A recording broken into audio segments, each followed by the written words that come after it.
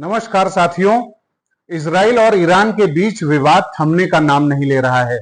और इसी बीच इजराइल के विदेश मंत्री ने एक ट्वीट करके बोला है कि अभी सुबह ही उन्होंने 32 देशों से यह निवेदन किया है कि ईरान के मिसाइल प्रोजेक्ट्स पर सैंक्शन लगा दिया जाए। ईरान अपने मिसाइल प्रोग्राम्स के चलते ही दुनिया में इतना ज्यादा आत्मविश्वास रखता है, उसके पास कॉन्फिडेंस है कि वो कुछ भी कर सकता है, तो इसलिए उसके मिसाइल जो प्रोग्राम्स हैं उसको निशाना बनाने की बात जो है इजराइल के द्वारा की गई है। और जिन 32 देशों को लेटर भेजा गया है इजराइल की तरफ से, उसमें America, Italy, Greece, Japan, Bharat, ये सब देश शामिल हैं, लाटविया, बुल्गारिया, रोमानिया, इन सब देशों से निवेदन किया गया है कि वो इजराइल का इस ऐसे समय में साथ दें। साथियों, इसके साथ ही इजराइल ने यह भी कहा है कि जो इस्लामिक रिवोल्यूशनरी गार्ड है उसे ये सब देश मिलकर के टेररिस्ट ऑर्गेनाइजेशन घोषित कर दें,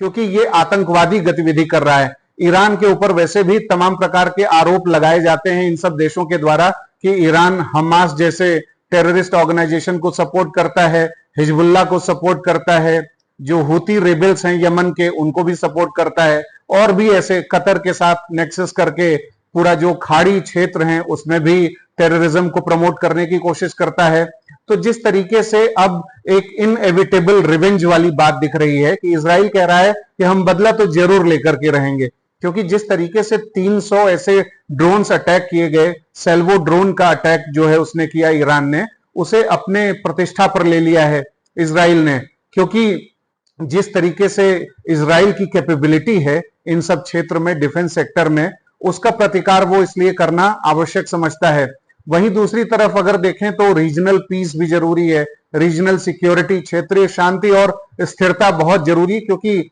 दुनिया भर के देशों के जो व्यापारिक हित हैं इस क्षेत्र में लगे हुए हैं। इसीलिए अभी अमेरिका, ब्रिटेन यानी ऋषि सुनक और जॉर्डन हो गया, सऊदी अरब हो गया, इन सब ने कहा है कि भाई आप युद्ध की तरफ अग्रसर मत होइए, ईरान के खिलाफ इस तरीके की आक्रामक कार्रवाई के बारे में मत सोचिए, उसका परिणाम जो है ज्यादा बुरा हो सकता है। लेकिन इजराइल ने इस बारे में चीजों को ठान लिया है और जो वॉर कैबिनेट मीटिंग्स हैं, 2 बार वॉर कैबिनेट मीटिंग्स कर चुका है, और ईरान के जो न्यूक्लियर पावर प्लांट्स हैं और ऐसे स्ट्रेटेजिक इंस्टॉलेशंस हैं उन सबको कैसे निशाना बनाया जा सकता है उस पर भी बात करनी शुरू कर दी है। वहीं दूसरी तरफ जॉर्डन की बात करें साथियों, तो जॉर्डन के द्वारा कुछ ऐसे ईरान के ड्रोन्स को मार गिराया गया है और जॉर्डन इसमें जो है फंस गया है, एक तरीके से ट्रैप्ड हो गया है। जॉर्डन से पूछा जा रहा है कि भाई ईरान के खिलाफ तुमने इस तरीके की कार्रवाई क्यों की? तो जॉर्डन जो है उसने ईरान के एम्बेसडर को, वहां पे जो दूतावास है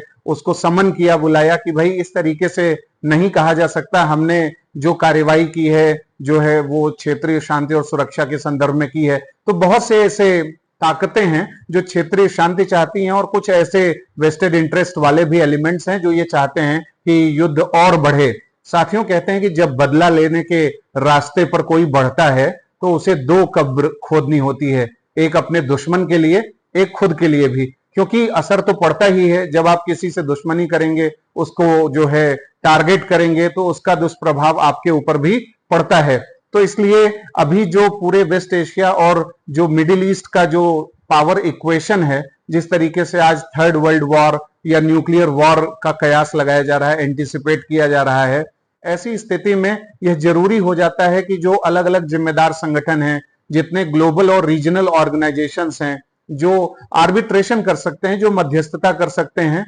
वो निष्पक्ष भाव से मध्यस्थता की कोशिश करें, क्योंकि युद्ध किसी चीज का समाधान नहीं होता। सुनजू, जो कि एक चीनी सिद्धांतकार है, चीन के बहुत बड़े मिलिट्री स्ट्रेटेजिस्ट और थ्योरिस्ट के रूप में जाना जाता है, उसने कहा है कि जब आप युद्ध करने की तैयारी कर रहे होते हैं तो आपको साथ साथ शांति की तैयारी भी करते रहनी चाहिए, क्योंकि युद्ध से आप एक मकसद पूरा करते हैं या एक मकसद की तरफ आगे बढ़ते हैं। शांति भी आपका एक मकसद है, क्योंकि उस युद्ध के बाद अल्टीमेटली आपको भी शांति की जरूरत है, तो शांति के लिए भी तैयार रहना जरूरी है। इसीलिए ये आवश्यक हो गया है कि जो तमाम स्टेक होल्डर्स हैं वो मिलजुल करके इस घटनाक्रम को और ज्यादा प्रतिसंतुलित करने की कोशिश करें, जिससे इसके कैटास्ट्रोफिक जो कॉन्सिक्वेंसेस है वो सामने ना आ सकें। साथियों, आपका क्या विचार है? जिस तरीके से इस्लामिक रिवोल्यूशनरी गार्ड को टेररिस्ट ऑर्गेनाइजेशन घोषित करने का निवेदन किया है इजराइल ने और 32 देशों से जो ईरान के मिसाइल प्रोग्राम्स हैं उस पर सैंक्शंस लगाने का जो उसने निवेदन किया है, ये जो उसका प्रयास है कहां तक सही है? आप इसके बारे में क्या सोचते हैं,